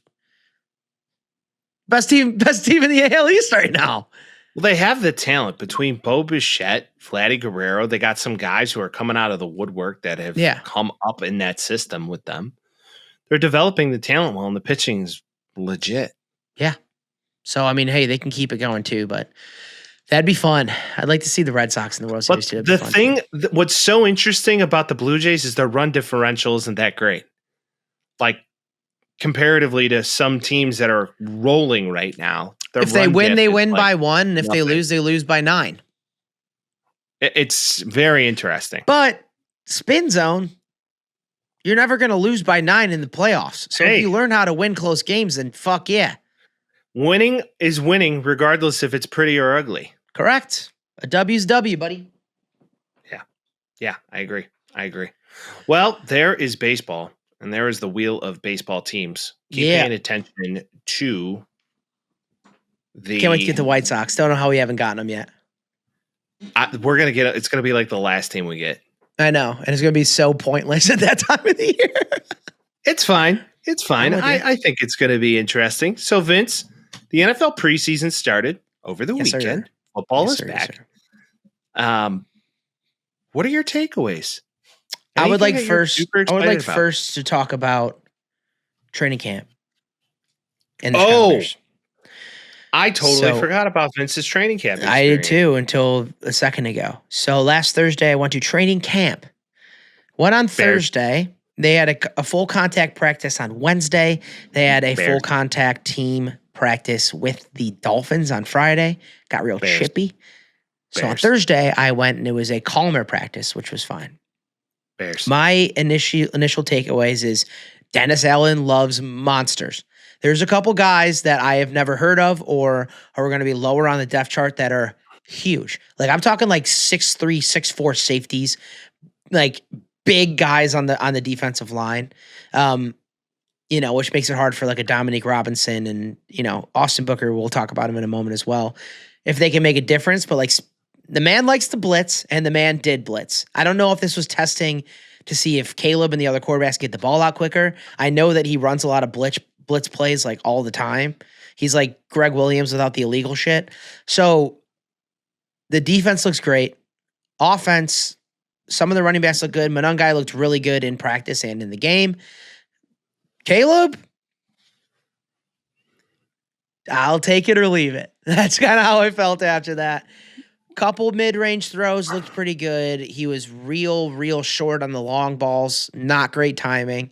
Not putting it where you need him to, which worried me. But again, new offense, so I'm not going to overreact. But our biggest takeaway when we left was like, I saw more bad throws than good, which was worrisome because there wasn't any real pressure on him. So when that happens in real life, like I don't know if it's like a nut up or shut up situation, but didn't love what Caleb looked like. But BJ, absolute control of the team. He was on both sides the whole time. Beautiful facility. They really make a whole show out of it, so it was cool to go. But yeah, I don't know. See George floating around anywhere? No, sir. Any poll sightings? Nope. Just saw all the coaches and all the players. They were pretty locked in. They did do a 2-minute drill at the end. They were pushing down the field decent. And then at the end, they took the defensive backs and the wide receivers and tight ends and flip-flopped. So the D-backs were playing offense with Caleb and the line shit. And then the offense was playing defense against them. And it was like if you can complete a pass to a defensive back, then the whole offense was going to have to do push-ups and then vice versa. Caleb Williams complete pass to some random cornerback, boom, push-ups for the offense. So that was fun to watch. He was talking a bunch of shit. Everybody was getting real chippy and in like a fun way. So it was cool to see. But again, it's hard to take away a lot. Does Ben Johnson scream a lot? Was there like a not a lot of screaming, but a lot of walking around just like, come over here. I got to talk to you, blah, blah, blah, that kind of stuff. But he wasn't yelling at him like that, no. Because a lot of people say he gets on people's ass. I'm sure he does. Say he's a hard ass. But I think that we were in a calmer practice, so it was like situational. So like after one play, hey, come over here. Let's talk about what happened. Instead of like, fuck you, hold on. Wasn't a lot of that. You're not super bought in on Caleb right now. You're not. I just didn't love what I saw in a very low pressure scenario. But after practice, do you think he's overwhelmed? Could be, but you're number 1 overall pick, bud. So let's go. Chip chat. I mean, he did show last year in many occasions that the talent's there. It's just, can it all come together? That's what, talent versus talent is an ability and vice versa. Ability comes from work and talent. So we'll see what he ends up. So Monangai looked really good to you in practice. He looked great. Well, because he showed out watching at least a few possessions of that game on Sunday. I was very impressed with Monangai. I love the way he runs. He's downhill. He looks like Jamal Williams. He looks like the the reincarnation of Jamal Williams, Yes. formerly on the Lions under Ben Johnson, and then not only that, but then playing for the Saints as well. Yeah, So he gives me like Adrian Peterson, but not the famous one. The old Bears. Oh, running back, yeah. Adrian Peterson. He gives me that too. Yeah, he's I like love real that downhill. He's a stocky but small guy, and he holds on to the ball. So yeah, I'll take him. He's getting a roster spot this year. He's going to be somewhere in there. 6 carries, 30 yards. I mean, granted, it's against twos, but it's still impressive. You know who looked good in the offense too was DeAndre Swift. That's good. During practice, it was like he was ready. He was hitting holes properly. I'll take all that. But again, it was a softer, slower, more like mechanical practice. Not a lot of takeaways from it. It just mid-range looked good. Deep balls looked bad. Also, Brisker's just the man. Brisker's huge. Didn't realize how big he is. I hear Kevin Byard's also a monster. He is. He's shorter, though. Okay. Yeah. But it was, I was probably 5-10 feet from all of them just standing on the line watching it happen. So any videos, any pictures? Can't take video. Some guy got kicked out the day before when we were there because he was taking videos and posting on Twitter. And like while the practice was going on, so they saw his Twitter account. They're like, what the fuck? So they found him and kicked him. So yeah, they were real strict about the video policy, so I couldn't take videos. Did take some pictures, posted on the T Squad account. So it was cool. Beauty. Well, I'm glad. It's definitely concerning that you're not fully bought in, but then again, we're not QB whisperers. So right. It's all going to be, I think by week 3, you're going to know what you have here. I am inclined to agree with you there, Mike. I am like, okay, by week 3, either it's going to be good, or bad. Yep. I agree. So a quarter away into the season, it's going to be, I'm cautiously optimistic. I do like the way Ben Johnson talks. I do listen to most of his pressers. Me too. So to add to that, in this weekend, Sunday night affair against the Buffalo Bills, starters are playing. That is confirmed. Good. So we will get our first look of Caleb in this offense. Should we, as the first point of preseason, Caleb didn't play, and people freaked out because Tua played. He under his own call. All he quarterbacks said, played. Not all quarterbacks played around the league. Well, Josh Allen, but okay. Yeah, a lot of guys didn't play, and I wasn't like, yeah, you should play either. I wasn't really like. Everybody was staunchly on like he needs in there. He needs to get reps. He's like he's gonna. They got 2 more. Like we're gonna be fine. I'm not too worried about it. I think they were just like, we're not going to throw him in there and try to do this shit until he's 100% in on it, which I think, come Sunday night, he will be. He's proofs in the pudding. Again, it's not panic button. It's just I didn't love what I saw.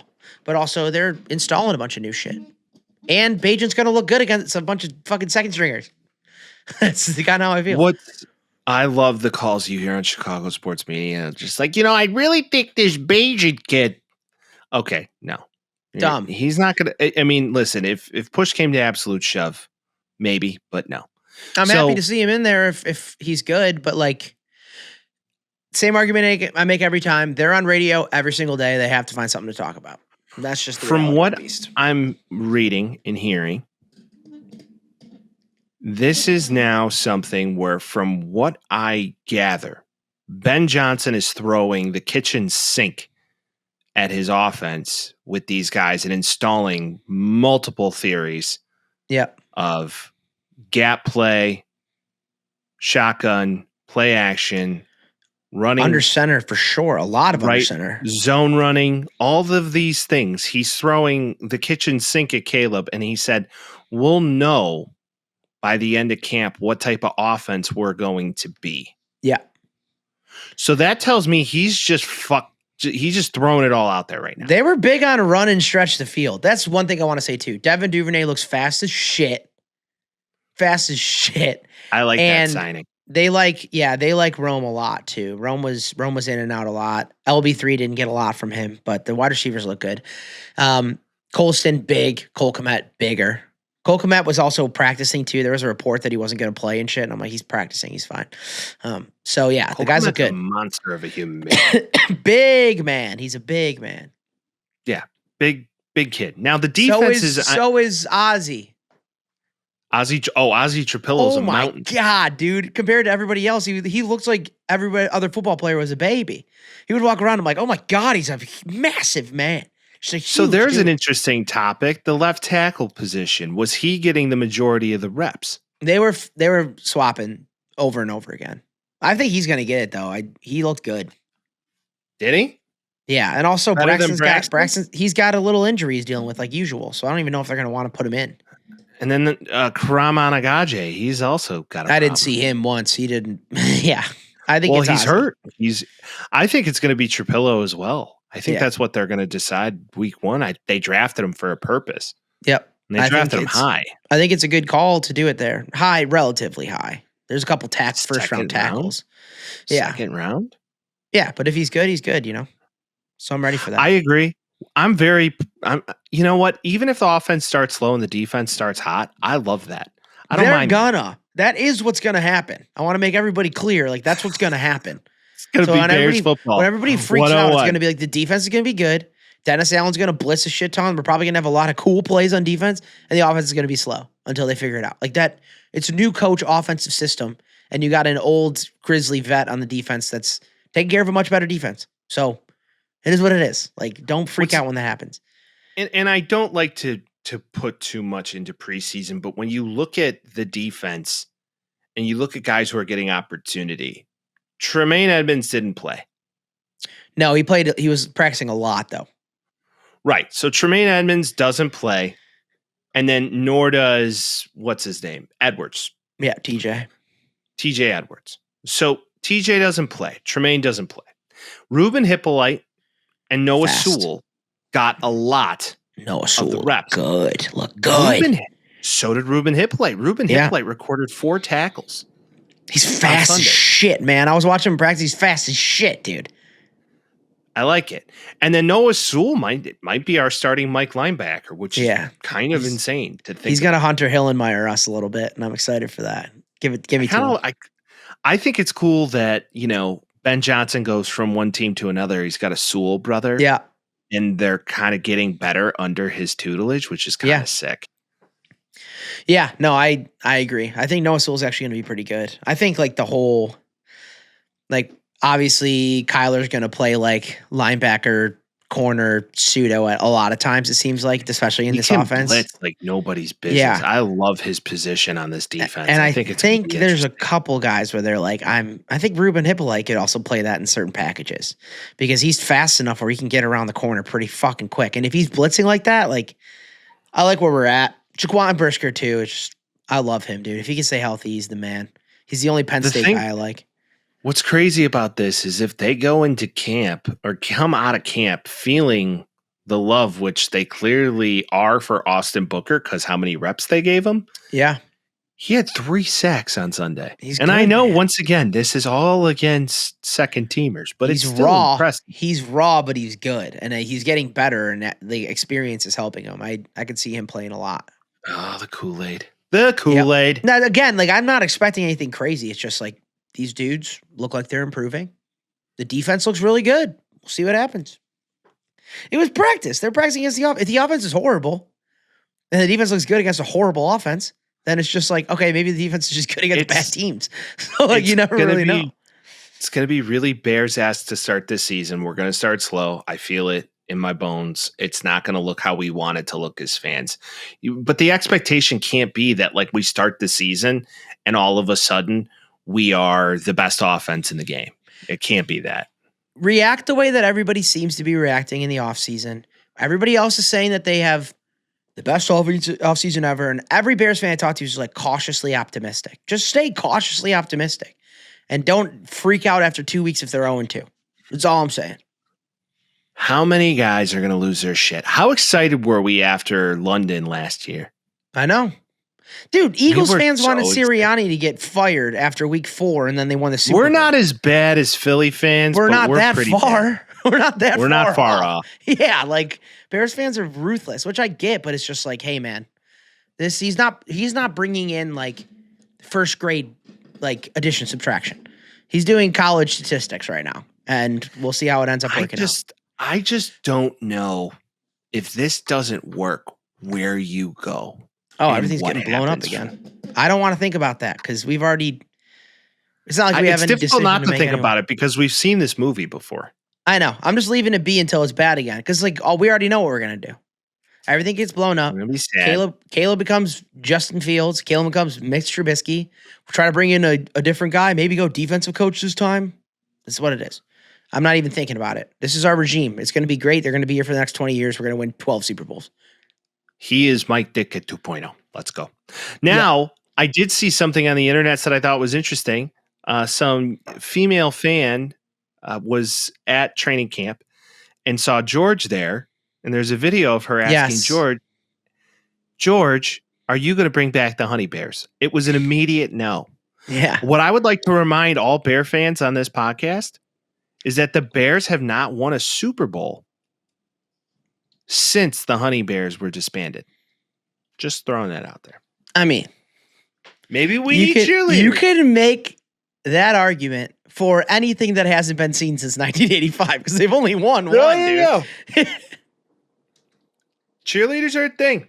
Okay. Although in Chicago, I don't know. Are you going to pull a Vikings? You see what the Vikings did with this androgynous shit? No. I'm sure you love it based on the way you react. No, it's hilarious. Like the glam up video that they did in Minneapolis for this young, kind gentleman who's a part of their cheerleading squad is kind of hilarious. Dude, guy cheerleaders are monsters. He's not that type of guy cheerleader. Oh, really? It wasn't like a yoked out of his brain gymnast? He's like a zesty, feathered, tapered hair guy. Caleb's cousin. Got it. Understood. A lot of things have popped up on the internet. It's like Caleb Williams when he plays week 1 against the Vikings. Like, where's that cheerleader at? One more thing I want to talk about with the Bears, and then we can get to other preseason storylines, is this. Virginia McCaskey patch. McCaskey Hallis. Love it. So they matched it to be like the George Hallis one. But it's big. It's a big real big patch. I don't know what else you're supposed to do. Allegedly, they're not doing any alternate jerseys this year. Yeah, that's for her. Yeah, which I like. Because allegedly she was just like, I like the classics. And I'm with her there. Why mess up a good thing? They'll do a Steve McMichael thing on their helmet. This patch is too big. They have to bring it down. They have to bring it down. Like, dude, the jerseys are so compact now that the patch is it's so big. It's like the size of like a hand. You got to go smaller than that. I understand what they're doing, but you got to go smaller than that. You gotta. It's a cool patch. But they probably won't. I think the patch is going to be in your face. I think it will too. If they're really good, we'll love how big the patch is. If they're really bad, then we'll if we're really good, we're never getting rid of the patch ever. That's what I mean. No, they should never. Virginia, and then when they get rid of it, and then Virginia, they lose, and they're going to be like, we have to put the patch back on because we haven't won since the patch was on. It's like the Honey Bears all over again. God rest their soul. The song this year for the Bears, if they're good, should be Meet Virginia. By the way, by Train. Meet Virginia. Yeah. It should be. If they're good this year, that's the Bears songs. I'm plugging it here. Okay. So wishful thinking there. Should we talk about the rest of the NFL? Yeah. Let's do it. Numero uno. Odell Beckham retired. About fucking time. Overhyped for a career. Yeah. It has to be. Big time. Probably the most overhyped. Couple 2-3 really good years on bad Giants teams. And then the rest of it was just like, I'll go anywhere. I'm going to be amazing. And that just wasn't the case. Well, he was great in that first half of that Super Bowl, and that was the beginning of the end. Yeah. Well, it's like the Jadeveon Clowney thing. Every time he comes to a team, it's like you got an elite pass rusher. Like, dude, yeah, everybody keeps getting rid of him. Well, now he's just a journeyman. I wouldn't be surprised if the Austin Booker thing doesn't work out. They're going to bring his ass in. Where at? The Bears? What do you mean if he doesn't work out? If Austin Booker isn't going to be your they'll bring in Jadeveon starter. Clowney, you're saying. Yeah. Yeah. He would be fun in a Dennis Allen. Isn't he on a team? No, I don't think so. I think he's still a free agent. Him and Judon are both free agents. Oh, I didn't know Matthew Judon was. Yeah. Notable NFL free agents. Clowney is a free agent. He is going to sign with the Kansas City Chiefs. I mean, you could You could say Amari Cooper's still out there. Keenan Allen just re-signed with the Chargers. We plugged that. Yep. DeAndre Hopkins doesn't look to be coming back. I can't believe Amari Cooper's not on a team. He had the best game of the year last year. He had like 47 fantasy points in like the last week. He's getting old. 31.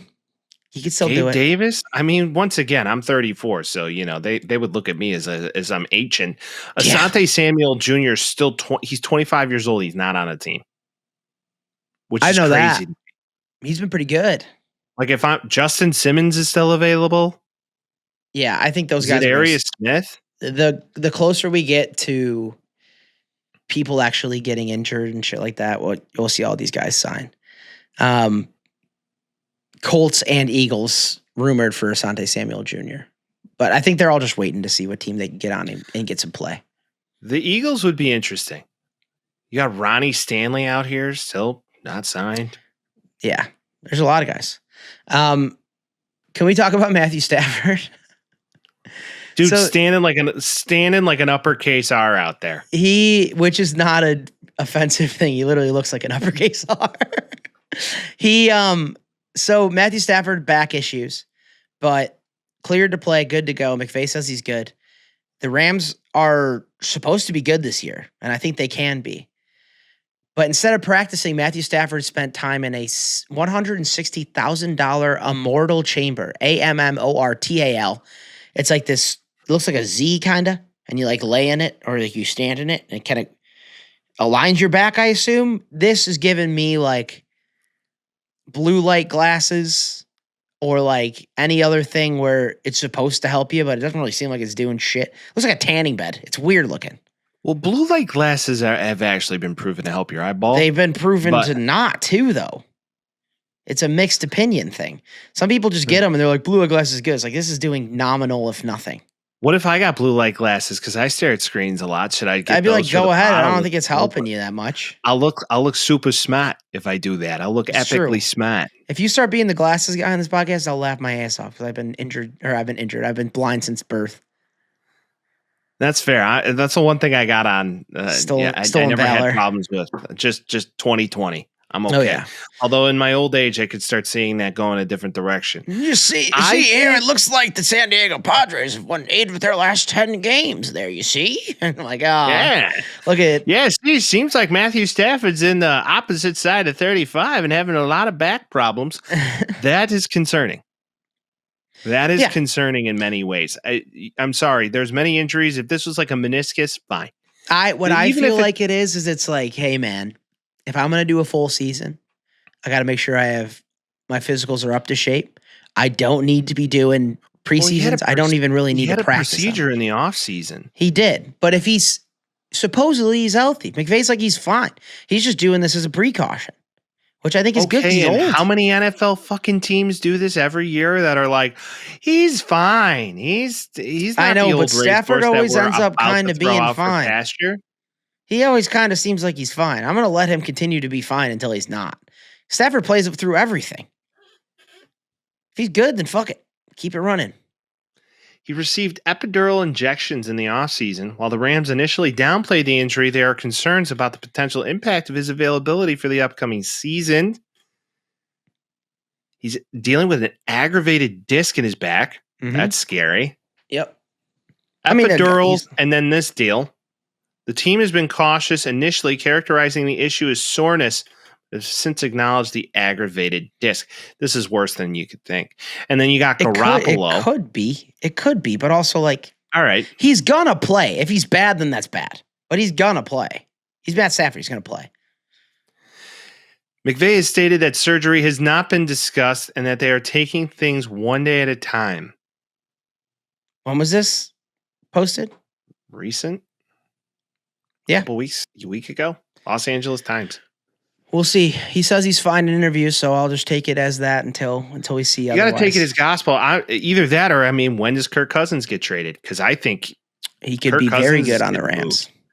Kirk Cousins would be great on the Rams. He fits that offense. He'd also be really good on the Colts.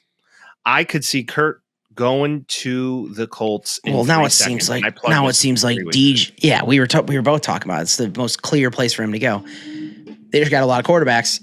Anthony Richardson has a broken finger already, right? Well, Anthony Richardson can't read a defense, by the way. No. And as a quarterback, that's alarming.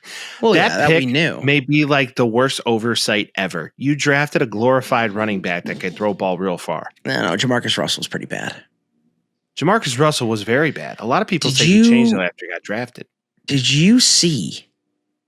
So Geno Smith plays for the Raiders now. They played the Seahawks. Flipping off fans and stuff. It was great. Well, a fan said bigger bust, Geno Smith or Jamarcus Russell. I'm like, dude, Geno Smith gave you guys like 5 to 6 pretty good years.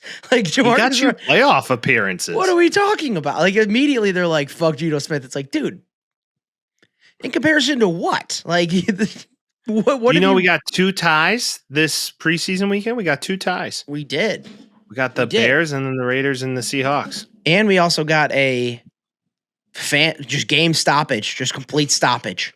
Were you watching this when this happened? This neck injury was pretty interesting. It's not interesting, it's scary. Maurice Norris goes in for a tackle. Didn't seem too bad. Got kind of, what would you say? Like, what's the term when something gets flipped? Like an umbrella. He got Johnny Knox. He got Johnny Knox. He got umbrella in a rainstorm. He got folded like a table. Yes, exactly. That's what I was looking for. Umbrella in a rainstorm. He was down for a while. The whole paramedics out there put him in. He was shaking, like convulsing on the field. It was fucked up. Yeah, he went into epileptic shock. The NFL notifies the coaches and says, we're going to continue the game. And Dan Campbell and Raheem Morris were like, we're just going to take knees for the rest of the game if we don't just cancel this. He's like, what are we doing? Why are we playing this this scrimmage game right now? So they had one knee on the Atlanta Falcons side and they called it, which they should. There's no reason you should keep playing that game. Well, to the point, I agree with that statement entirely. Like, why perpetuate a situation for maybe another guy to get hurt? And, that's kind of the tip of the iceberg. For what? Yeah. For what? What are we getting out of this?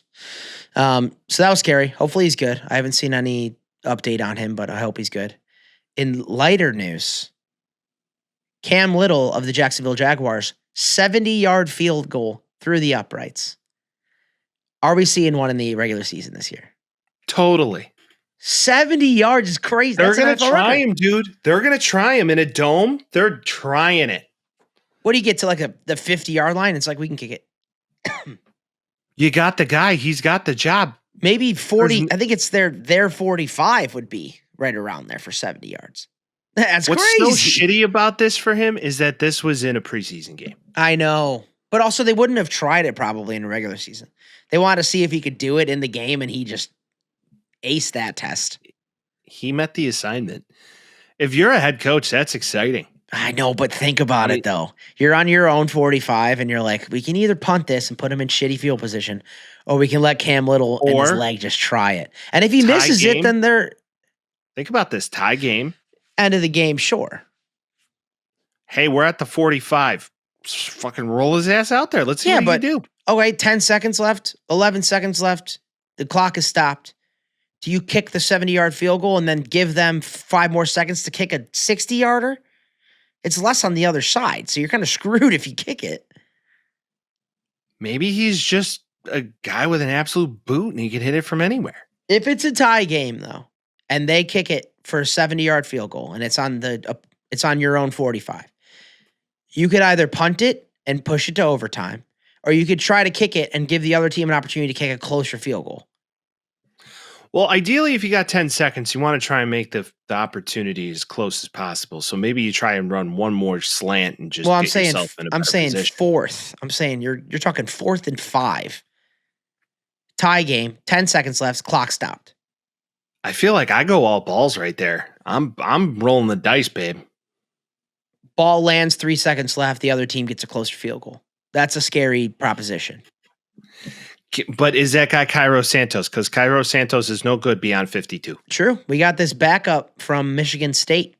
I think he's Korean, Japanese, something like that. He looks pretty good.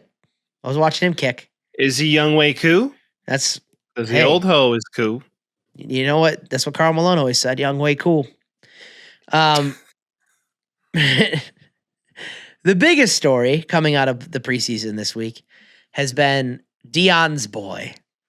Shaduer Sanders, literally shined. He played his ass off. Yeah. He was crazy. He looked great. Dylan Gabriel looked like he got the fear of God struck in him.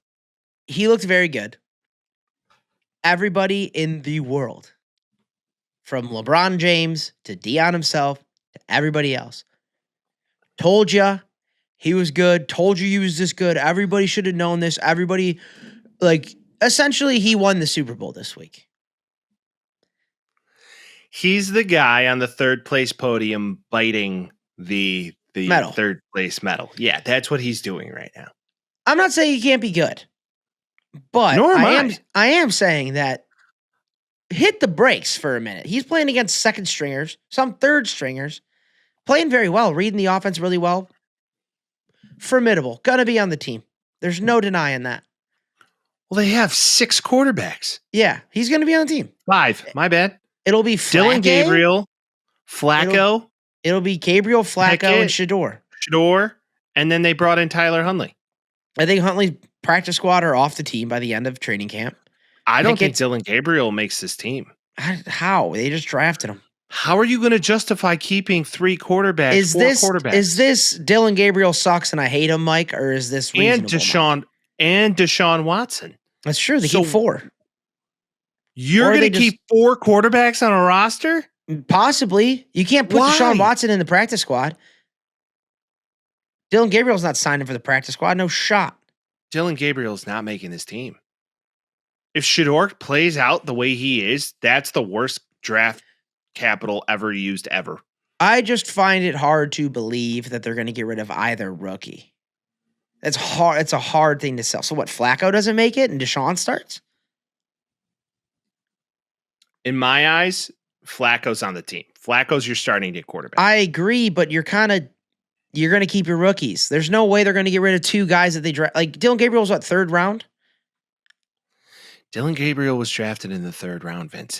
They're not dropping a 3rd round quarterback right away. They're just not going to do it. Vince, I'm telling you, there's no place for him on this team. I don't know where you put him. You could be right. I don't see it as a team management thing. If they just drafted him and valued him over him, I don't think they're getting rid of him like that. They could, very well could. Browns have done crazier things in the world, but it's hard to think that. But Shaduer definitely was the outstanding quarterback of that team. You know some other guys? You know some other guys who showed out? Who we got to give love to? The big boys. Most notably, 2 are on the Giants. One's the 3rd pick in the draft. Yeah. Abdul Carter. I don't know if you saw him. I did. Oh, my God. He went up against one of the best left tackles in all of football. His name is preceding me on the Buffalo Bills. And aced him Trent on Brown? 3 separate. Yeah, I think so. On 3 separate occasions. Then, okay, they have a rookie 5th rounder out of Purdue. Okay, big boy, Membo. All right, this man is massive. Marcus Membo. He was destroying people. Yeah. Like yard sailing people, taking them for rides, throwing them out the club. It was impressive to watch in itself. I've said this. The Giants may have got the steal of the draft on the offensive line. For sure. Yeah, for sure. I've been saying this. I said this before the pick. I said this when they made the pick. Well, even when Penn State played Notre Dame and he was injured, he was fucking insane. The Giants have the best defensive line in the entire league. And I will not deny that for the rest of eternity. Dexter Lawrence is a monster. Don't forget that he's still on that that defensive line. Every piece of them is big and strong and fast, and they're going to be good. They're going to get to the quarterback, come hell or high water. Jalen Hurts is lucky he can run around. Jaden Daniels lucky he can run around. You got Brian Burns on that. Yeah, one of the top 3, and then you got Abdul Carter, and then you got an absolute freak in the middle. Yeah, they're unbelievable. That team is that defense is gonna be unbelievable. Their offense is gonna be an absolute catastrophe, but their defense. They could literally score 10 points every game, but who's to say the defense is gonna allow anything but a field goal? That's how I feel. I mean, if you can get past the pass rush, then you might have a chance, but it doesn't. Dude, they're the best defensive line in the league. Think about the Giants and all the years that they won the Super Bowl and who they had on defense. Michael Strahan, Justin Tucker. You look at all this. Justin Tuck. Justin Tucker's the one that's getting massages. Yeah. Oh yeah, Justin Tuck. Was it You're correct? not OC Umenyiora? Who's the guy on the other side? No, OC Umenyiora. Yeah, great plug. Was he? Oh, I thought he was on the. Oh, it is OC. Yes, it is. Boom. OC Umenyiora was an absolute. He was like Michael Strahan 2.0. Then Tuck came in, and then you also had who's the guy who blew his finger off?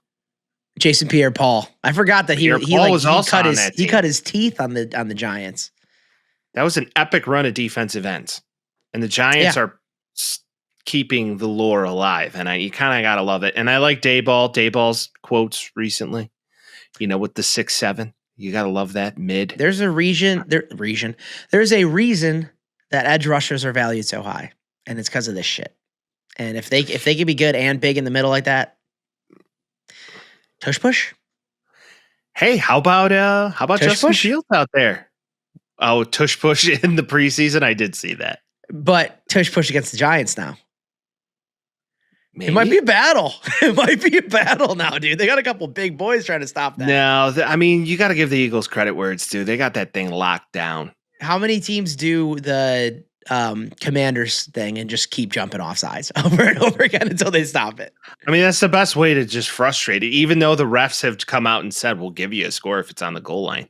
For sure. But still, do it. That's a part of the rules. But hey, how about Justin Fields doing the most Justin Fields shit of all time? Yeah, Jets fans are going to have fun. I'll give them that. It's going to be a wild ride. Justin Fields is fun to watch. There was never a time where it wasn't fun. It was just like he's not good, but he's fun. He's fast. Fast shit. Hell of an athlete. Can throw. They're a ball upgrading far, over old ass Aaron Rodgers. I'll tell you that. And Aaron Rodgers is out here saying he's back. I think the Steelers are going to be close to playoff contention. That's kind of where I feel. Over 500, either that or they're maybe going to be the worst team in the division, and the Bengals come out strong. Yeah, but it's Mike Tomlin. It is Mike Tomlin. He's very good. Bill's got the East locked. There's no feels doubt. like it. James Cook. Yeah, the Chiefs are going to win the West. Hold on, massively. James Cook, the soundboard's back. James Cook 4-year extension, $30 million, and I said, "Hey yo, what the fuck?" Because that's a lot of money. Guaranteed. It's a lot of money for a running back. Good for him. Get paid, dude. If Saquon worked out for the Eagles like that, James Cook is going to play well. He's not Saquon Barkley, but he's pretty damn good. Give him that. Odds and ends. Do the Bengals take the playoff spot? The wild card? Because the Ravens are winning the division. Ravens. I might do it again. Bet the Super Bowl on the Ravens? I've done it. Going all purple again? This is the third year. I can't imagine the Ravens not winning the Super Bowl this year, dude. I just can't. And I might change it. We have some time.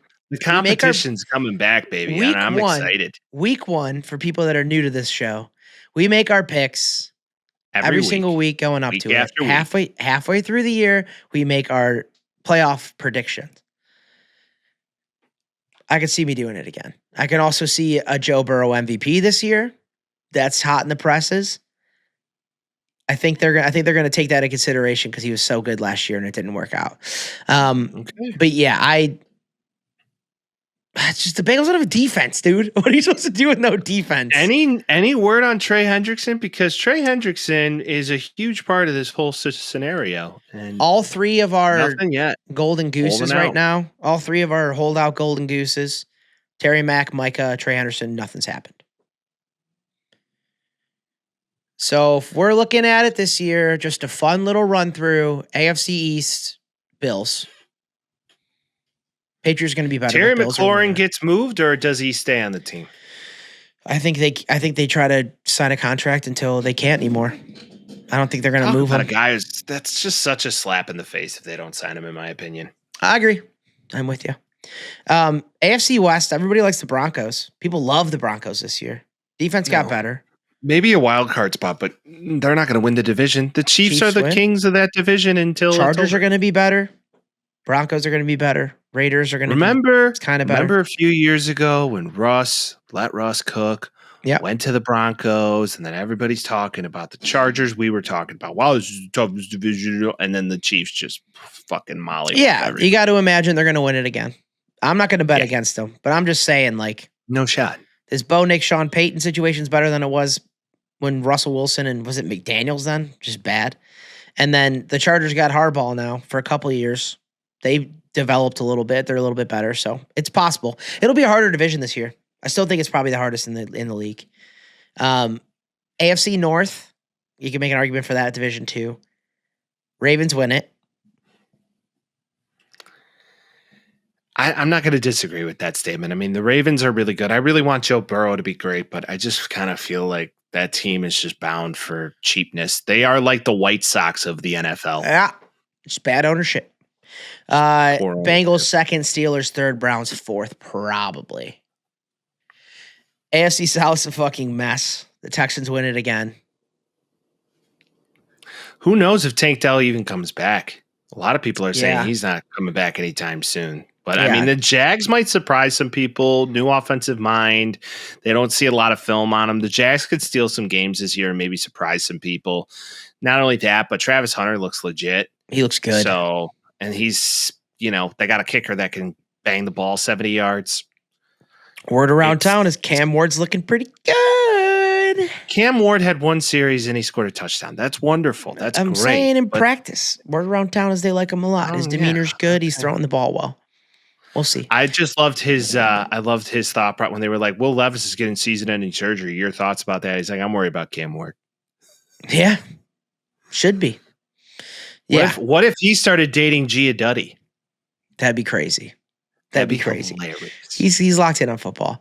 Let's go to the NFC and let's wrap this baby up here. Eagles, NFC East, Commanders second, Cowboys and Giants. I was thinking the Cowboys were going to take this division. No, remember Schottenheimer wears his visor backwards? They lost 4 wins. He's out. He's out, bro. He's out, bro. They lost 4 wins. You're not gonna wear a backwards visor to a board meeting, are you? Why would you wear one if you're a head coach? Because you're at NFL training That's camp. got Eber flush, ever flush, as my brother would refer to him, written all over it, and a nightmare. And if Micah Parsons doesn't get re-signed, which is very possible that he won't. By the way, Denzel on First Take just ripping Jerry Jones. I could listen to Denzel talk about football all day. Denzel who? Washington? Yeah. Oh, I didn't see that. I'll have to check it out. I recommend every listener to go Google that. You would watch First Take a lot more if Denzel was on that shit every day. Dude, over Stephen A. Smith's bitch ass. But commies and Eagles battle, as per usual. NFC West. Timeout. Did you see that the commies are going to become the Redskins? I predicted this a long time ago. Is that official? So the funding is getting approved for them to get their own stadium in Washington, D.C. I did see that. For the man himself. And he said, I want that name. Give me that beautiful, beautiful name. Yeah, I don't know if they're going to get the name back. Oh, it's coming back. It's Trumpy wants it, and some people want it. I don't know. It seems like a whole lot of nothing for me. Seems like a whole lot of stress to have to bring back the name, to be honest. It's not a lot of stress. The tribes want it. That's the crazy thing. I know, but it's more just like, why? Some fucking Karen out there thought it was offensive, and that's why all the names changed. No, a ton of people did. That's why they changed it. My thought is not Native Americans. That's the problem. My thought is, I agree, but my thought isn't should they or shouldn't they. It's just like, we're already the Commanders. We have all of this stuff already set up. Like, why the fuck would we change it back just to do it again? A lot of people want to say it's a bad idea. I know, but he can't make a private entity change their name. That's all I'm saying. If he wants to give them funding, he can stipulate some things, and if they want the funding, which they do, sure, but they're not. No, the money isn't coming like that. Be like, the president said we have to change it back, so we have to do it now. Fuck no. Well, he's gonna help. It's gonna be government based funding. Sure, for part of it, not all of it. Well, a lot of it. You changing it, Josh Harris? You'd probably be like, no, we'll talk about it later. I don't think that's the biggest worry, to be honest. Just saying. NFC West Rams. Cardinals, whatever. 49ers, we don't know what's going to be. Seahawks. Don't write off my boy Sam D. There you go. Until he gets to the playoffs, and then he'll have the worst game of his fucking career. He gets there. He went 14-3 last year. Fucking Sam D's a dog. I'm giving it to the Rams until otherwise mentioned. Fair enough. Matt Stafford plays. Maybe he doesn't play. NFC North. Lions? The Lions. It's got to be the Lions until it's not the Lions. They lost their boys, dude. Boy wonder on both sides gone. All the people are like, oh, you see this offense? None of the starters played. I'm not. Yeah, again, not worried about preseason at all. I think the Lions are going to be good. I think Dan Campbell was good for a reason, not just because of those two guys. You don't just think he's a vibes guy? No, I think it's stupid. I don't think anybody gets hired on vibes. It's like Sirianni. It's like, yeah, he's good at football. He understands football. I like Sirianni. Yeah, I know, but everybody want him fired. So second place is it Packers? Are we in the gutter again this year? Like someone's got to be last. JJ has a bad year. Vikings are bad. I think the Packers and the Bears are going to be at each other's throats all year. I agree, but what is that for second or third? Second. Or fourth? So then the Vikings are last place. Let's just lean on the kind side of history. Chances are the Bears are going to finish last in the division again. I would say so, unfortunately. The final one, and unless JJ McCarthy just sucks. That's the only possibility. Plausible. Right? Or Jordan He's Love never gets played a real game game early again. So we'll see. Could be. All right. NFC South final one. Probably the easiest bet of all time. The Bucs win the division. I think the Bucs are going to win the division, but I don't think it's going to be that easy because I think the Panthers are onto something. Okay. You like Bryce year 3? I think Bryce came into his own at the end of last year. I think that offense is moving and shaking in the right positions. I think that that acquisition as a first-round draft pick of the whatever the hell his name is, McMillan, is a freak. He's a monster. And then you Arizona, put him side by side with Xavier Leggett. Yeah, and then Raccoon Leggett, and then you got Chuba Hubbard, who's a beast, and that offensive line is feeling pretty nicey. Yeah, defense start to come together. I think the Panthers might be able to surprise some people, but let's face it, Godwin coming back, Mike Evans, you got some new tools. Baker's dogging. There's some money on Baker and MVP this year. I don't know about all of that, but I people are high on Baker now. But then again, he did lose Liam Cohen to the Jags, and sometimes when guys come in and out of a system that they really liked with a guy that they really liked, you could see a dial back. But I see that interview that he made. He was talking about Liam Cohen. They were talking about him, and they're like, "Oh, he's with the Jags." He's like, "I love Liam." He's like, "He was a good coordinator." Like, how do you think he's going to be a head coach? He's like, he was a good coordinator. That's all he said. So, I don't know if he has a lot of confidence in head coach Liam Cohen. But shots fired. But yeah. It's difficult to bet against Baker. I love Baker, so yeah. I'm rooting for him. I think he does play better when expectations are low on him. He also plays pretty decent when the lights are bright. Depends. That playoff game last year was pretty rough for him. Yeah. I'm not going to lie. But then again, I mean, he did not have Godwin, and it just it didn't look right. So I think it'll be all right. Okay. Well, that's like the way too early predictions that we got here. Way too early predictions, and football is back. So back, baby. So back. College football week 0 starts next week, by the way. Hell yeah. So Golden Domers undefeated. Golden Domers undefeated. News. The owner of the Carolina Hurricanes bought the Trailblazers. Tom Dundon. Dundon. Buys the Trailblazers for $4 billion. Promises to leave the team in Portland. Good. Okay. Who cares? No, dude. They don't, dude. The only thing I think about when I think of Portland, Vince, is Fred Armisen. From Portlandia? Yeah, and SNL. No, dude. I think of the Jailblazers. Rasheed Wallace, that whole team, they were picking fights and shit in the early 2000s. Scottie Pippen. Brandon Roy. Pippen. Right, he was on that team. Brandon Roy, the greatest player that never was. Same thing with Greg Oden. Greatest player that never was. The Trailblazers deserve to be in Portland the same way the Supersonics should still be in Seattle. And I don't want to see the Northwest lose another team. So I'm happy to just keep them there. Supersonics could have a path to stay in that general area if this guy's like, because the money is there. He's not gonna move him from Portland. But I think if there's ever an expansion or if there's ever a franchise moving, they will go first to Seattle. I agree. That's definitely how I feel. Like the NBA has that slated. Let's put a W before the NBA, Mike, and talk about dildies because they're still happening. And I'm kind of out on the dildos now. How can you be out on dildos? Because they're advertising crypto shit. Wait, what? There's crypto dildos? All these people are trying to market their stuff by like, buy shitcoin. Look, it's written on the dildo. I got arrested. Buy my shitcoin. Like, that's lame. Like, I hate that now. I don't want it to be a corporate entity. I wanted people doing it for the love of the game. Wait, so it got meme coined by throwing dildos on WNBA courts? I think it's happened twice now. It's getting meme coined. That's horrible. It sucks. That loses the lore. I know they're not doing it for fun anymore. They're doing it to try to sell their shitty coin. I'm out on it. What if it was funny what if initially? They put up, you know how like baseball put up foul ball nets along the foul ball line? They put up nets in the WNBA. They put up dildo nets. I'm sure they have like crazy like surveillance now and stuff. Okay, like what if people start throwing vibrators on the course now? More expensive, no? I don't know. I don't know either. Like went out to the Love Shack. I'd assume there's electronics within it, so you gotta, I never decided to go to the Love Shack and buy a bean diddler. That would explode too, I assume, too, off impact. The dildo's just silicone, so. Yeah, I mean, that wouldn't hurt necessarily anybody. It's not like a hard projectile. It's just like, I'm saying it would just silicone. It's just, it would, that's the whole thing. But yeah, I'm out on dildos aren't funny anymore. You're an asshole if you do it now because dudes. Why? They ruined it. Well, the problem is you can't bring bags in NBA games or WNBA games now.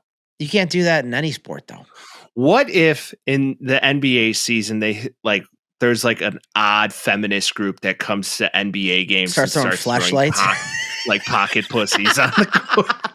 That would be awesome. What if that's like the reverse Uno card? It's like in all the liberal cities, like all the feminists come out to throw.